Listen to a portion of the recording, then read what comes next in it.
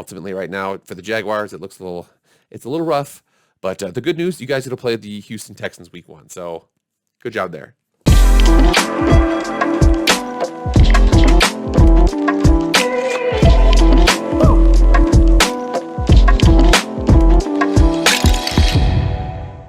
What the heck is going on, everybody? It is Jake with Master Football, back at it again. Happy Friday. Thank you so much for being here.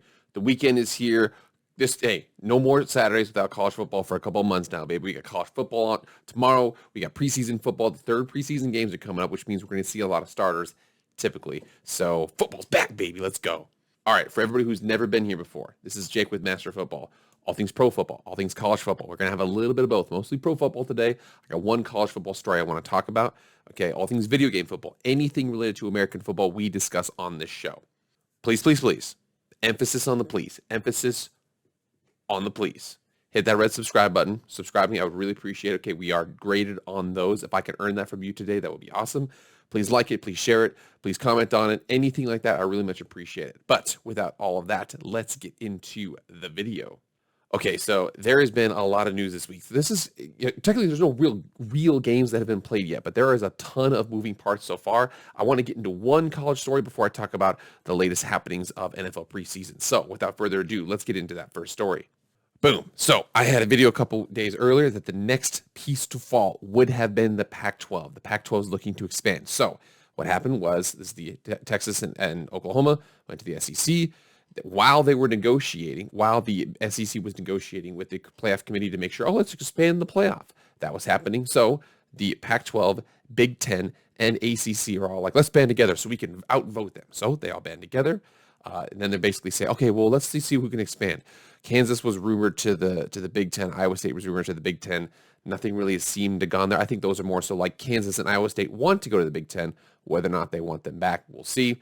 West Virginia is rumored to go to the ACC. Again, it sounds like that West Virginia wants to go to the ACC rather than them actually going. And then there was a rumor that Kansas State and Oklahoma State were to be going to the Pac-12. That was rumored. That came up by Dave Wannstedt. Again, no mention of Texas Tech, TCU, or Baylor in that report by Dave Wannstedt. However, it came out that report was hogwash, especially for the Kansas State and Oklahoma State. So it says right here, Pac-12 will not expand, leaving remaining Big 12 schools safe. Okay, that definition of safe there is safe from being plucked away, meaning if you want to maintain those 8 schools together, you're still able to. However, a lot of those schools are probably looking like, well, our money's going to go down if Texas and Oklahoma leave, so can we follow you maybe? So they're not sure. Some people are out. Some people say we need to band together. Everybody's kind of in a weird spot. From what I've heard, Kansas and Oklahoma State are the two biggest voices like, man, I don't know. Can a bigger conference take us, please? Please, please, please, please, please. But Texas Tech AD Kirby Hocutt says the Big 12 expansion plans are underway. This is 8:25 p.m. Central Standard Time yesterday. I know that I'm filming this today, but it's yesterday if you're watching this right now. But so basically that is pretty late in the afternoon. There was like, you know what, dude, here's the deal. It is what it is. We got to expand. So we might go west. We might go east. Cincinnati looks good. UCF looks good. No teams have been specifically named. However, of the Mountain West and the AAC, there have been 15 schools that have reached out to the Big 12. So as much as the Big 12 might not like the fact that they're no longer a creme de la creme conference that's going to have a consistent player in the playoff, their best bet is probably to be either like a Pac-12 light, an ACC without Clemson, something kind of like that is what they're probably hoping for. But still at the same time, these schools more than likely are better together than breaking apart. I mean, and it's a weird situation. So what do? Do you expand to 12 teams? Do you expand 2 more? Do you add 2 teams while Texas and Oklahoma are still there? We're all going to see it, but they are already thinking about that right now.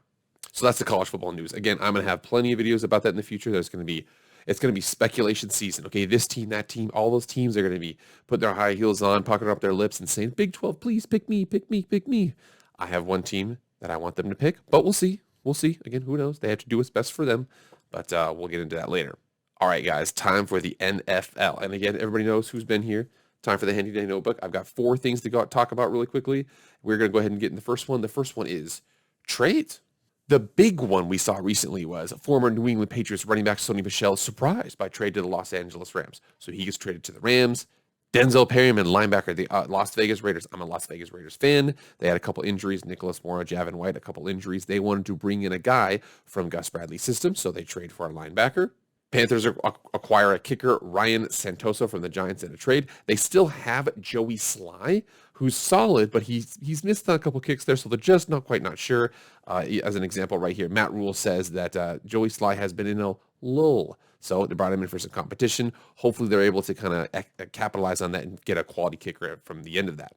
Also as well, the Ravens trade 5th-round pick Shaun Wade to the Patriots for draft picks. And if you look here, it's actually one of those situations where the Ravens trade 2021 5th-round pick Wade to the Patriots for a 7th-round pick and a 5th-rounder the next season. So essentially what happens was Shaun Wade was a high-profile recruit. Went to Ohio State, was projected to be a first-round pick. The 2020 season, he had a terrible season.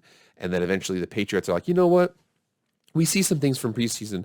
Let's go ahead and trade for this guy. I think we want him. They went ahead and trade for him, so now they have him. So the Patriots are loading up on corners. They see something there, and they're only able to give up a 5th-round pick 2 years from now and a 7th-round pick in next year's offseason. The big reason why you're seeing all these trades right now is that we're 2 preseason games in. We've got a couple film on a couple of the guys that we have, and we're kind of coming to the understanding that, it's maybe the guys we have right now aren't going to cut out the positions that we need. Let's go out and find another. So a lot of teams are out there, they're looking out there saying, hey, we need to address this position, we need to address that position. They're starting to do that. A lot of times what happens is, and you can see right now, KJ Wright is still available as a free agent.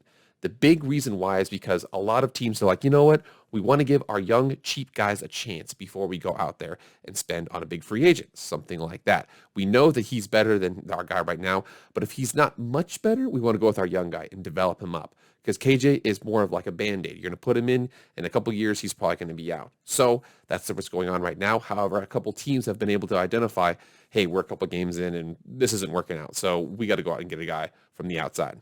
This next story, I love this. So Austin Eckler offers signed jerseys for fantasy football players who win with a Los Angeles Chargers running back. So Austin Eckler, solid running back, was kind of a backup for a long time, maybe like a 3rd down guy. Now is the full-time starting running back. We saw that Melvin Gordon was on the Chargers a couple years ago. He is now on the Denver Broncos. But he basically says, he has this tweet here. Bam.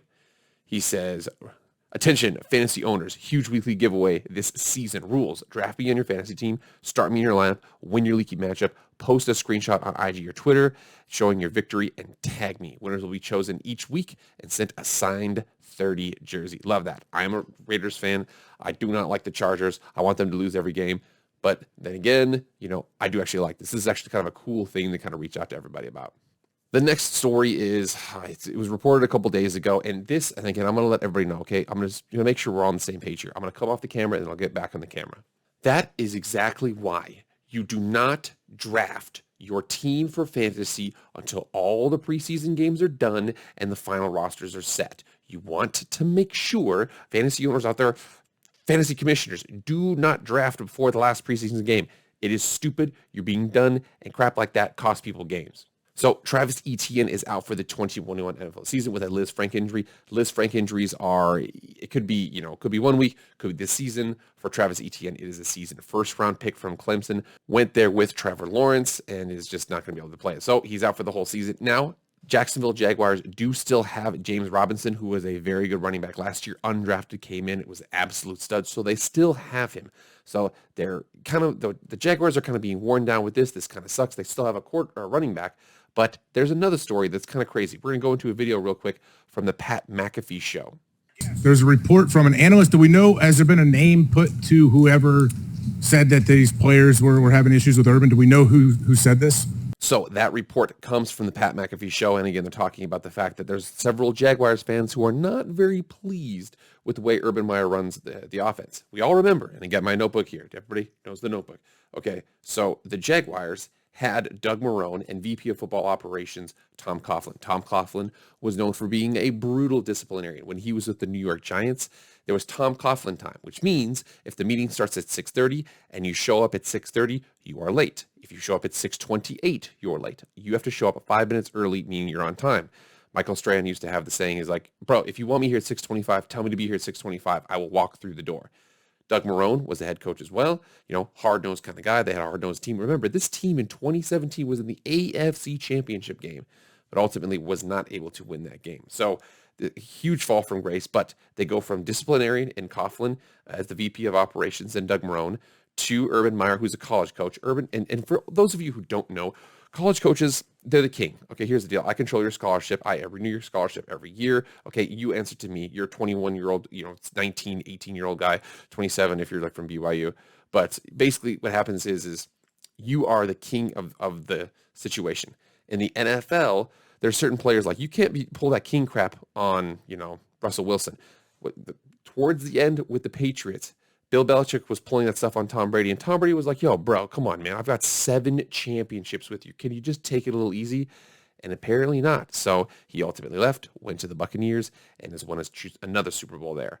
So, gosh, I think that disciplinarian stuff, it works if you have an undisciplined team, and apparently the Jaguars are just super undisciplined. They're just young, okay? They've got a running back who's out for the year. They've got a young quarterback. They're trying to instill some discipline. I will say that, again, this is just anecdotal evidence. It is easier to be disciplinarian at first, to establish some rules, and then slack off. It's a lot harder to be kind of like the loose, playful coach and then come down on players later. So hopefully Urban Meyer figures this out. Okay, he's always been the king when he was in the college football. Now he's with grown men. He's playing with people with families. He's playing with people with contracts, people who are 31, 32, 33 years old, things like that. So he's going to have to get used to that. But ultimately right now for the Jaguars, it's a little rough. But the good news, you guys get to play the Houston Texans week 1. So good job there. All right, everybody, please like, share, subscribe, do all that stuff. I so much appreciate the growth of this channel. Everybody out there, you have yourself a happy and healthy weekend. Enjoy the college football. Enjoy the preseason football. And I will see you all on Monday. I'm out.